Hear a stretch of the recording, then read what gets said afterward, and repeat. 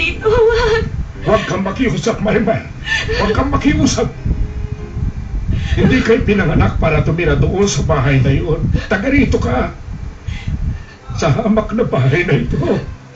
Huwag mo akong iwan, seryo. Huwag mo akong iwan. Nakikiusap ako. Seryo! Seryo! Seryo! Seryo! Bakit? Ano na naman ang ginawa mo kay Marimar? Father, patawad.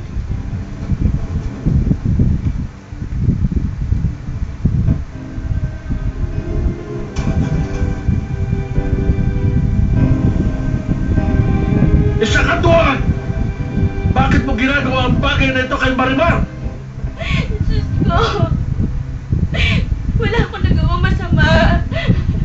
Wala akong nagawang masama. Anong nangyari sa'yo, Marimar? Anong ginawa ni Sergio? Umalis siya dahil sa kasinungalingan, Padre.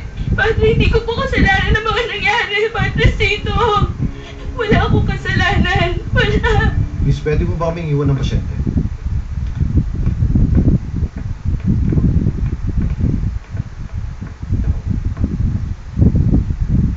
Joy, gusto kong malaman ang katotohanan. Alam mo na asawa ko si Marimar at naniniwala ako sa kanya. Pero sabihin mo, ano ang nangyari sa inyo? Bakit ka binaril? Meron ba silang matinding dahilan para barilin ka nila? Wala na. Wala, Among Sergio. Dahil ang balang tumama sa'yo, hindi galing sa langit.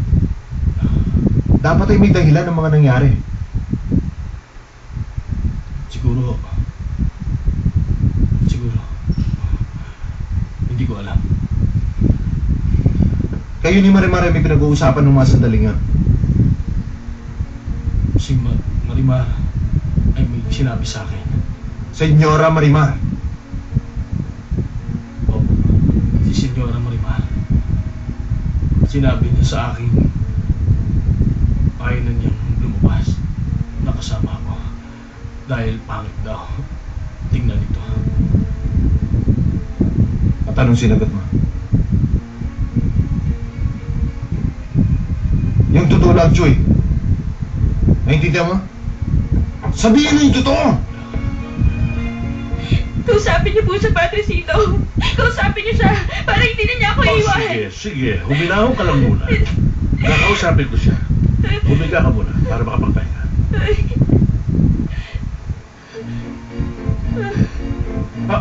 Marimar! Marimar! Marimar! Pinatay niya ang apo ko! Pinatay niya ang apo ko! Hinimatay lang siya. Halika, Pancho. Tulungan mo akong mailipat siya sa kama. Ang apo ko! Ang kawawa kong apo!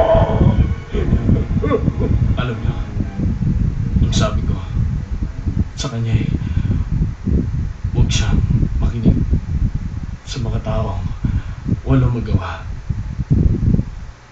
dahil wala kami ginagawang masama. Yan ang totoo. Ba't nagpumilit ka magkasama kayo? Wala po, Among Sergio. Wala na. Hoy lalaki, hindi ako sumasama sa mga babae kapag wala akong gusto sa kanila. Gusto mo ba si Marimar? Hindi. Pero ako Sagutin mo ako! Gusto mo ba siya? Hindi po siya nagigising, Padre Sito. Huwag ka sanang mainip, Rose. Magigising din siya. Pero bakit mo siya hinayaan makasal sa lalaking yon? Bakit? Kakausapin ko yan si Sergio. Makikita niya.